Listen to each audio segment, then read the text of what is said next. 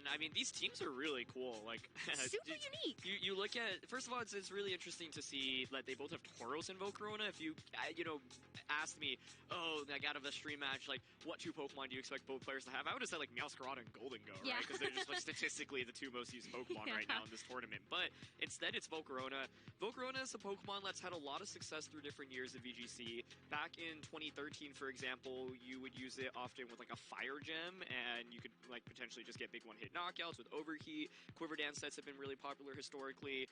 Rage Powder has been common as well. And, yeah, Volcarona's had success in multiple different years, 2013, 2015, and it's really come back in this format because I think, one, for fire typing is just valuable given, like, Golden Go's prevalence, and so Volcarona itself is a really nice, like, I don't even need to use this move, instead I just get a free attack off. But we're finally going to get into this very first game between Ryan and Ethan, both players at 5-0. The winner will, of course, go on to get to 6 wins, and it's going to be Volcarona and Baxcalibur against the Dragonite and Golden Go. Wow, okay, so already starting off pretty offensively here for Ethan, and just kind of looking at the Baxcalibur and the Volcarona, you could do so much damage, but, is it going to be enough to be able to deal with something that is as fast as a Dragonite?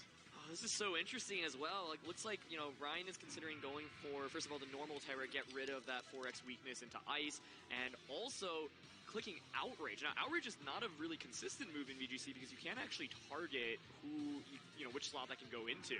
So, but it's actually really strong here, right? Into Volcarona and Baxcalibur, neither of them actually have defensive Terras that allow it to survive Outrage as well. So I'm curious if Ethan has the Sylveon in the back. If not, Dragonite might just be able to get a big one-hit knockout with Choice Band Outrage immediately.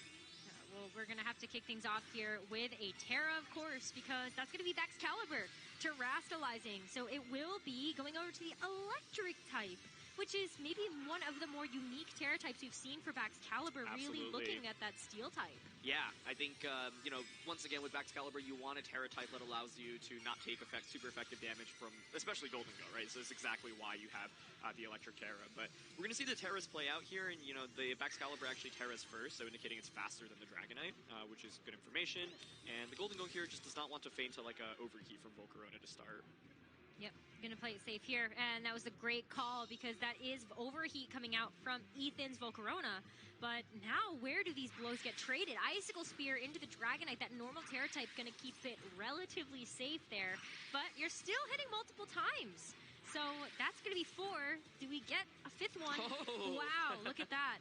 All right. That's loaded dice, so that is going to help get those maximum hits there with that Icicle Spear. Oh. And Baxcalibur survives the Outrage. Wow, that's really impressive. Whoa, this is Choice Band Outrage that we're talking about from Dragonite. I thought that was definitely going to be a knockout, but Baxcalibur does have very impressive natural bulk there, and so that's huge because now you're locked into this Choice Band Outrage, so you can't do anything with that slot. The Baxcalibur can very freely just target that slot. Volcarona here, of course, just could launch another Overheat into the Golden Go.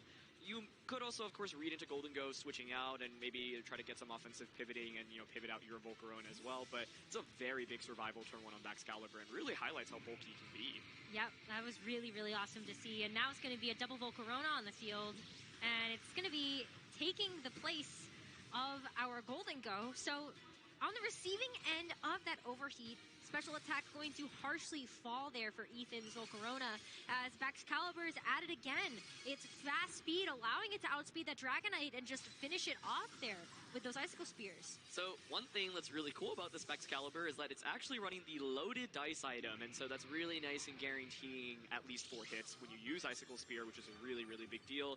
And so both players kind of went for a Terra defensively, right? In the end, for Ethan, it actually has not really shown to be super relevant yet, mainly because the Golden Go didn't attack, but it makes sense. You just want to make sure that you get that Icicle Spear off, and that's the thing once again with Outrage, right? You don't know what slot it's going to actually go into, and the other thing is, yeah, if I were Ryan, I'd honestly expect the Outrage to KO Baxcalibur there, so you get some more information. What's really interesting is now, like, we see it's Volcarona and Amoonguss, right? Both of these Pokemon feel relatively passive right now, although this Volcarona actually does have Heat Wave and it's the Quiver Dance set, and so that will allow you to get some, more offensive potential. And so, yeah, I think, like, Volcarona, especially with Quiver Dance, anything with setup always can, kind of bring you back into the game. It is just the fastest Pokemon here, so that's a knockout on a Baxcalibur already. That feels really good to bring Ryan back into this game as well. So a big offensive threat now being eliminated from Ethan's side of the field. And just going to see a Struggle Bug come out here, too. really not going to do that much damage, but it does drop that special attack. Yeah, I think that's really critical in slowing down the Volcarona here, as Spore is just going to land into Volcarona. But yeah, being able to make sure that Ryan's Volcarona doesn't just get like out of control, especially with Quiver Dance. No, I think it makes a ton of sense to just click Heat Wave there. So good job on Ryan's end to not get greedy and try to like greed Quiver Dance there, because if you do, then you let Baxcalibur potentially get an attack off. Baxcalibur would Icicle Spear Amoonguss, and you just don't want to take damage there. So there's the Farigiraf. We were talking about that a little bit earlier. It is now out on the field, but the Spore was like really well timed into Volcarona, right? Because now like the Volcarona slot has to at least take a guaranteed turn of sleep, and so because this is actually the Quiver Dance Volcarona from Ryan's, and he might just be able to get a couple of these off and then sweep with Volcarona in this endgame. Especially because it's already proven to be such a fast Pokemon on this field, too. It has been faster than Ethan's Volcarona, so really kind of just looking at that, too, as a great option to be able to deal with both of these Pokemon. But as a Hyper Voice here, dealing a pretty good amount of damage, and now that's going to activate that Throat Spray on that Farigiraf, too. So nice special attack boost getting handed there as well. But Amoonguss is not playing around this time. Wants to put both of these Pokemon to sleep. Yeah, and like what's really tricky is being able to, or not being able to break out of, I guess, the sleep cycle right now. It's like, you could also just Spore into the Volcarona slot if you want to cover for it switching out right now. And this Pollen Puff is actually just such a nice move to have. Like, I think it's going to actually be really difficult to deal with Volcarona right now. So, there is the Volcarona switch. I think it's always tough to, like, feel fully confident going for a switch like that, because if Amoonguss targets you, of course, the Spore could just go into that slot. But we saw, like, Spore is not actually going into that slot, so taking the risk there, but it's going to pay off pretty heavily. Yeah, otherwise I think that would have just been a pretty big game over there for Ethan. But it's going to be another Quiver Dance coming in for Ryan's Volcarona. And so that speed, that special attack, both getting boosted up by that Quiver Dance as Farigiraf takes a mandatory turn of sleep here. And the Pollen Puff too. Like, this Volcarona really is set up for success. Yeah, this is really excellently positioned by Ryan, and we haven't really seen Quiver Dance Volcarona on stream at all, and just in general, like, I think it's probably less common than, like, the bulky Volcarona sets that are more supportive with, like, Rage Powder and Overheat, like the one on Ethan's team. But, man, Ryan has positioned this Volcarona so incredibly well so far, and I think Pollen Puff in a format lends kind of a little bit to slower play, like this one, is also super, super valuable. So Volcarona now boosted up multiple times, and it's at full health. Yeah, I mean, the leftover ceiling is definitely helping out a lot there, too, just to keep cycling through that. But the Giga Drain is going to do so much damage to that Tauros, as the close combat is, in return, not very effective.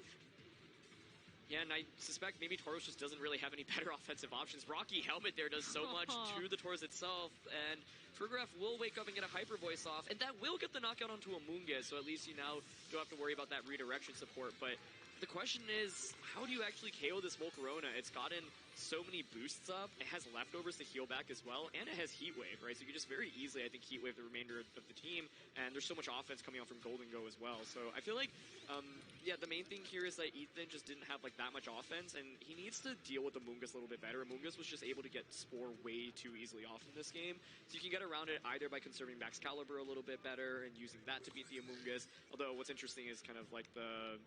Yeah, I think, you know, does Amoonguss in, like, subsequent games consider a defensive Terra to get around, like, yeah, the super effectiveness of Baxcalibur. And then the Tauros on this team is actually Grass Terra, so that's something that could be an adjustment as well, but there's too much setup here. But Aqua Jet here, okay, does some damage. Okay. Going to help out a little bit here, but the Heat Wave is going to connect onto both Pokemon, so that will be the last move Tauros is able to use before it gets knocked out. And Golden Go is just going for a nasty plot here. I feel like Ryan is playing very greedy, but it's paying off in such a big way, especially knowing that the Hyper Voice across the way is not going to be able to damage it. Yeah, I think, you know, there's definitely the opportunity to go for Make It Rain there, but might be thinking, well, you know, I'm just going to get a free boost. I was wondering, like, whether or not he was worried about Trick Room in that position, because if you nasty plot Trick Room goes up, I guess the main thing is the Volcarona on the opposing side is also asleep, and it's not exactly an offensive set, so, yeah, I think, like, I'm not sure Ryan even needed Golden Goal to win this one. I think just Volcarona itself on this side is so, so powerful, and I was really impressed by the way he positioned it. I think, like, leftovers Quiver Dance can be so, so strong there. Heat Wave just knocks out Farigiraf, and yeah. Volcarona from Ethan's end, not really going to be able to do too much at this point. So Baxcalibur was really cool in the early game, but I think it's kind of, you need to conserve either Baxcalibur or Volcarona to handle the Amoonguss, because Amoonguss was just way too strong. Yeah, the Amoonguss just put in so much work, whether it was, yeah, just kind of helping to heal it up or just drawing away the focus fire so that Volcarona and Golden Go could kind of do their thing. It definitely felt like Ryan's Pokemon started to run away with the game when that Amoonguss got involved. But Ethan wasn't too far off. I mean, that Baxcalibur put in a ton of work. Loaded Dice was not an item that I thought Baxcalibur would really be making use of either. Really prepared for the Dondozo matchup is all that I'm getting from this. You got Kilowattrel, you got Baxcalibur, but we spoke too soon. There's a Kilowattrel on the screen. Wow, we get the there's a Sableye Sableye. Oh my god. What is going on? I mean, I'm happy about this. Okay, so the Sableye, you're able to see that it has the reflect in the light screen, but it's also carrying a light clay. And so this is a great way for Ryan to start trying to mitigate some of this damage that's going to be coming through. So I would like to see some screens set up here, but then, you know... The Sableye moveset, the Sableye, Awkward Reflect Light Screen to Sableye, or Disable, not to Sableye. None of those are moves I would actually expect on. You normally expect Fake Out, Will-O-Wisp, Flash, Foul Play, so that in itself I think is actually really cool, and I can really see how Ryan's team is built, right? It's you use Sableye for screens instead of Grimmsnarl, but it gets access to Encore and Disable, which is really cool, and so, yeah, it's doing Grimmsnarl things but has some other, unique moves, and then you have a Amoonguss to kind of heal back your Pokemon, and so Tailwind goes up, so Wind Power is now activated, there is the Electro Ball as well, so you have a very powerful Electro Ball potentially going into the next turn. That being said, of course, Light Screen is up, and now that the Frigoref has left the field, Sableye could go for its Prankster attacks, but the question is, does Ethan consider switching back out into the Frigoref to then cover for that? Well, what about the Tauros as well? That is something that can take advantage of the Tailwind that was just set to. We're going to see the Kilowattrel just go for a Protect here, but Sableye, trying to go for the Encore, will not be able to do that through the Protect, and so what is this Tauros up to? It's going to go for a Raging Bull, and that's going to just go ahead and break the light screen too. So pretty big moves coming out here from Ethan. I feel like there's so much going on. Raging Bull, of course, can actually break through screens, so we just saw that interaction. It's I don't think I would have ever expected the screens to be broken from a Sableye, but it's really nice because Grimmsnarl is used in this format, right? And so the thing here is that Ryan can just set up again, as he's kind of opting for right now. But yeah, I think nice switching by Ethan, also a great Protect on Kilowattrel, just to ensure you don't get hit by that Encore immediately while also breaking the screens. And so Tauros already putting in a lot more work in this game relative to the previous one, but it is going to be a switch this time. I wonder if it's into Frigoref to then cover for the Encore option as it is. Yep, it's going to be a Frigoref switch, and then Golden Go just going for Protect too, so just keeping things relatively safe. We're going to see some similar setup options here, and really for Ryan, it's about getting into a position where it really feels like he can start to go for some big moves. I mean, just having the Nasty Plot boost is pretty big, but then, do you give it up, or do you go for something else that might be in the back to try to help out your strategy? Maybe just gonna go all out offense here. Yeah, and I think going all out on the offense makes sense, especially if you're confident in surviving an Electro Ball plus there is Shadow Ball in the Frigoref's end, right? So given Tailwind, you want to get rid of the Ghost typing and try to survive. You set up Light Screen as well, so the idea is, okay, I just need a little bit of HP on Golden Go. I get this huge Make It Rain off, and then Amoonguss is able to pivot in and also put in a lot of work. One of the questions we had after that last game was, what's the answer to Amoonguss? And to be honest, Kilowattrel, Frigoref, and the Tauros, none of those are really super reliable answers other than the potential Endeavor. But here's Electro Ball to Golden Go. Okay. Doing a good amount. It does get Golden Go in the range of being able to consume its berries, so Citrus Berry going to go ahead and heal up quite a bit, but Frigoref using Shadow Ball into the Golden Go as well. It's still not enough to get the knockout. Yeah, the Citrus Berry really paying dividends there. It's so much damage on the both Pokemon there immediately. And so, I mean, Kilowattrel now can at least go for Endeavor onto the Amoonguss, but the problem is the Hyper Voice does not hit the Golden Go, so you can just go for Rage Powder and Make It Rain is one of the possible options here. I think a lot of different options to consider, but basically, Amoonguss felt like one of the main problems in that last game, and it's just come out once again in a position where there's not threat of too much damage other than a potential Endeavor, but if you go for Endeavor, then the Kilowattrel just faints, and yeah, Ferrograph would have to Hyper Voice to finish things off, and then Make Rain would just pick up a double knockout, and that would be kind of a disaster. So the question is, how much are you willing to give up right now if you're Ethan? But the answer might be a lot, honestly, because neither Pokemon are switching. Nope, it's going to be a Rage Powder here to kick things off as the Endeavor goes into the Amoonguss. Rocky Helmet doing a little bit of chip as well as the Make It Rain comes through. It's just a double knockout here into the Kilowatt Drill and the Farigiraf. So this does pave the way for Ethan to be able to bring in his final 2 Pokemon, but at what cost do you really go with that? Because Amoonguss might be really low, but keep in mind that it still has the ability to switch back out, get some healing back with its Regenerator ability, and it's going to be Baxcalibur and Tauros as Ethan's final 2 in this second game. I just think the Sableye and Ryan's team is so cool. I've never seen Sableye utilized this way, and yeah, having access to moves like Encore and Disable, I think is super, super valuable. And so it's been a super interesting match so far, but I think just really great control from Ryan to, once again, just find really good positioning for these powerful attackers. And this is why Golden Go is really one of the best Pokemon that you can really have. And so with the Volcarona in the back, I think you still have to be very careful, right? Because you are going up against the Aqua Tauros with Raging Bull. And so, Volcarona, of course, can take a lot of damage from that.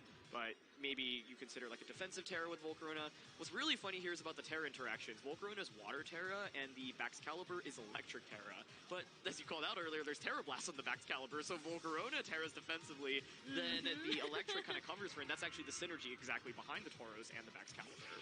Yep, for sure. I mean, it's really cool to see how those Pokemon are really playing out on this team, but, we haven't seen Terra for Ethan's side yet. It will be that Baxcalibur terrestrializing once again, so we see that electric typing come through for that Pokemon. But what happens next? I mean, do we just keep seeing like Icicle Spears or something? There's a Raging Bull into the Sableye, will remove the light screen from play, but Icicle Spear just to finish off the Amoonguss, I respect it. Yep. Okay, well this time around Amoonguss has been taken care of. The question is it too little too late? Right now, I mean, both Baxcalibur and the Tauros are decently positioned, and Raging Bull is honestly really, really nice as an answer into Sableye, right? So at least you have that upside.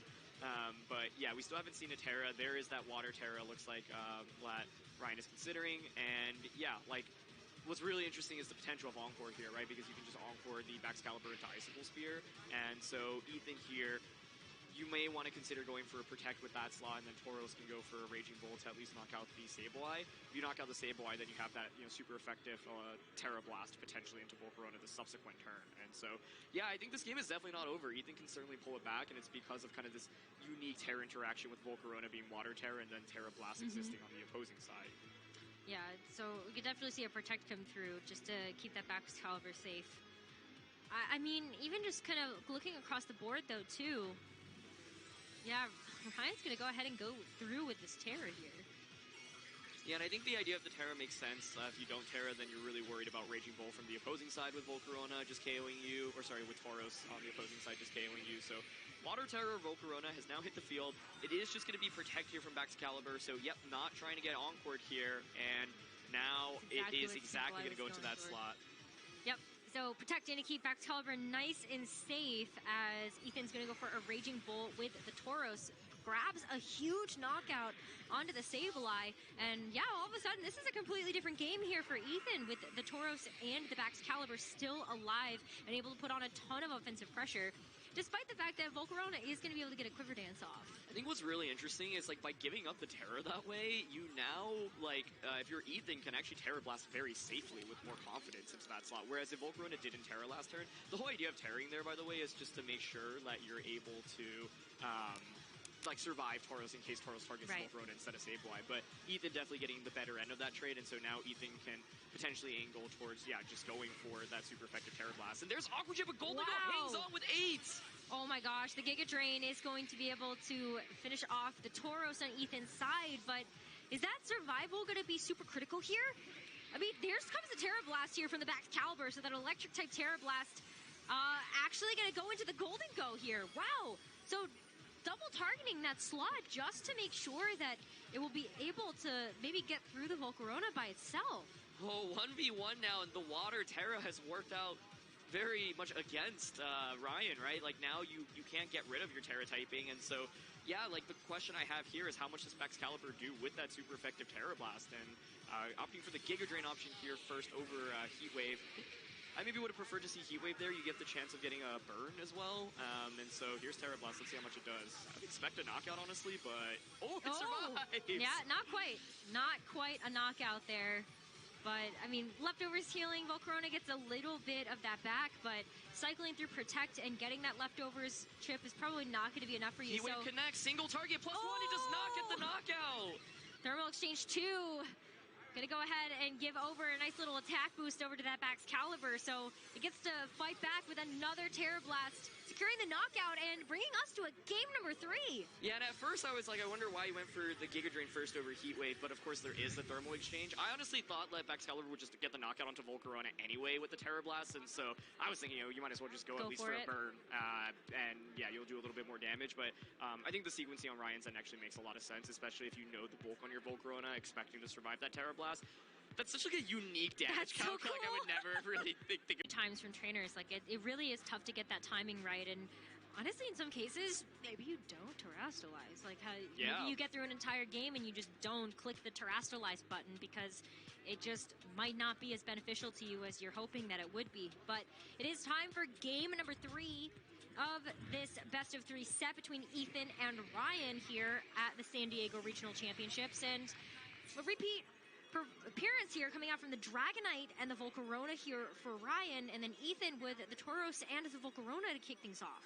Okay, some adjustments here. I think I was really intrigued by the idea of Outrage in that first game, but Ethan has not brought Sylveon out in either of the matches so far, so I'm wondering if there's any consideration there. It looks like Ryan might want to go for that Dragon Claw this time instead, just kind of consistent damage. And one of the very nice things about Dragonite is, of course, it has that inner focus ability, so it's able to ignore those intimidates from the opposing Tauros. But yeah, I like the mix-up here. I think like the thing for Ryan is that the Sableye set up screens in the last game but didn't do much more, and that's classic Sableye syndrome, I feel like, where it's on the field and it does some things, but it doesn't really help like propel you to a victory. So it does stuff. Yeah, exactly. Just does stuff. Cool. It's like kind of giving like a half health, like a high five, but no, I totally get what you mean. That's for sure.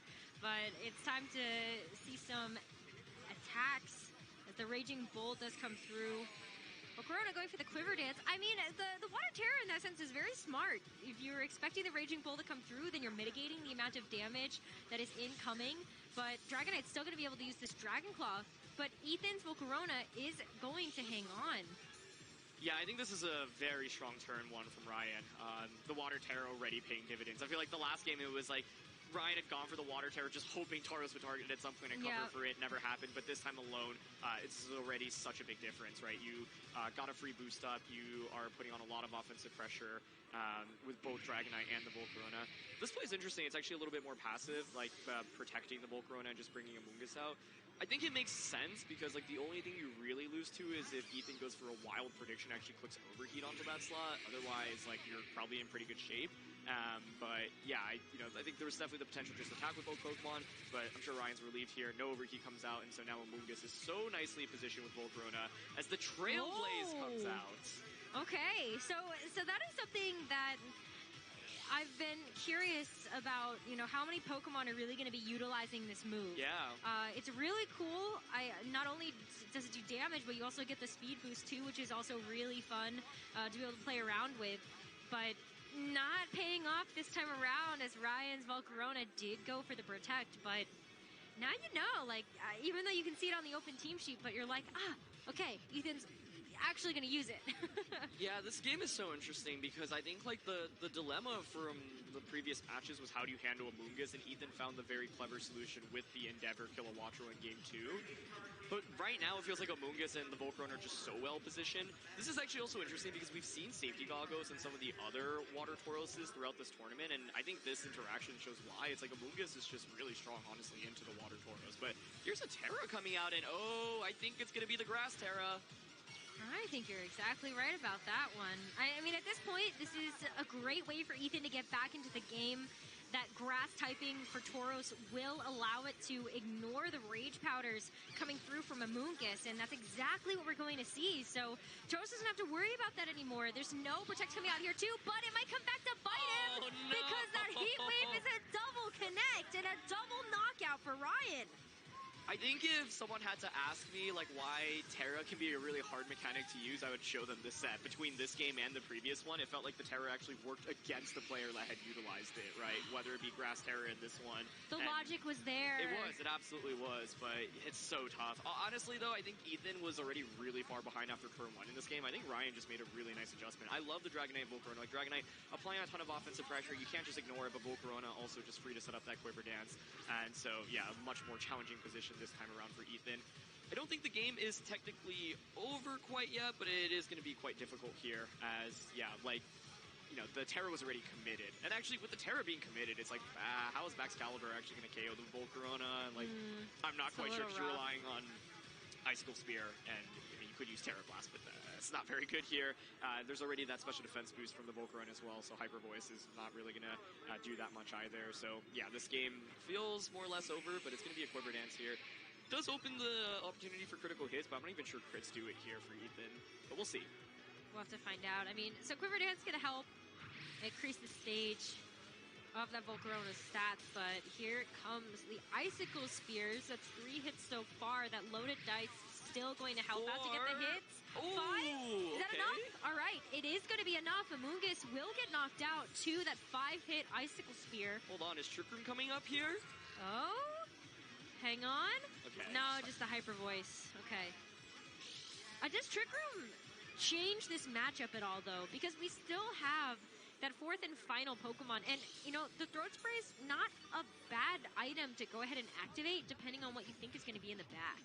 Yeah, I think it's tough. Like, Ryan just went with so much more offense in this one, right? Like, bringing triple offense between Volcarona, Golden Go, and the Dragonite. There's just so much pure power here. So, yeah, I don't think a Trick Room really would have changed much here. But, yeah, now there's, I feel like, not really much to do. I like the aggression from Ryan, considering another Quiver Dance and a Nasty Plot. I think the theory behind going for another Quiver Dance is you just want to, like, the Heat Wave to maybe one-shot Excalibur. I honestly think at this point you can just go for Heat Wave and make it rain. But I think I think Heat Wave make it rain at this point with the Quiver Dance boost that Volcarona has received would be enough. Yeah, but you know, maybe the idea is fear of missing. There was a lot of bulk too on the Excalibur, so maybe just kind of taking that into account as well. May as well try to ensure that you're going to get the knockout. Yeah, and honestly, this is one of those end games where, like, even with crits, I don't think Ethan gets the win. Like, we'll see. I don't know. Like, Volcarona's just so bulky. I'm not really confident in a +1 Hyper Voice crit from Excalibur getting the knockout. And both of these Pokemon are just so strong. But it's going to be Icicle Spear here. And so, yeah, that will, like, slowly chip away, which I think is nice. And honestly, if you're Ethan, you're probably relieved to see another Quiver Dance rather than a Heat Wave or something. Exactly. Yep. It's going to be a 4-hit this time, but the Make It Rain coming out from the Golden Goat did not have the Nasty Plot boost. Excalibur for Graf actually both hang on, but they're still in such a good range right now for Volcarona to be able to get some cleanup.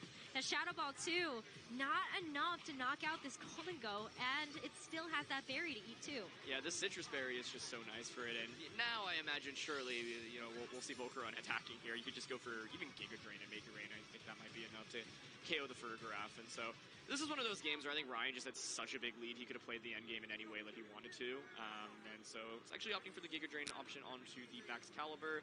I think that makes sense. I mean, I was wondering for Ethan, was there any possibility to win with like a Trick Room setup? If you get Trick Room up, then Shadow Ball critical hit Golden Go, I think makes things a little bit interesting.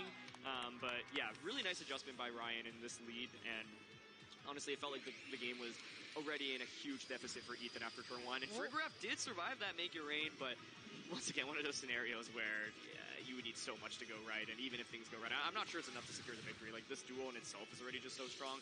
Ryan still had the Dragonite waiting in the back as well to just come out. I guess the one thing was that Dragonite was actually slower than the Excalibur, but yeah, Ryan just had way too big of a lead in this one. Hey, I respect playing it all the way out. Yep, certainly. Go all the way to the end. I mean, this is what makes, you know, seeing these matches so exciting, and it was still a game 3 for both of these trainers. So super hard fought by Ethan, but Ryan just making a really nice pivot in that third game to be able to secure the match. Yeah, his team is really interesting. I mean, just the Sableye in itself, and I think the ability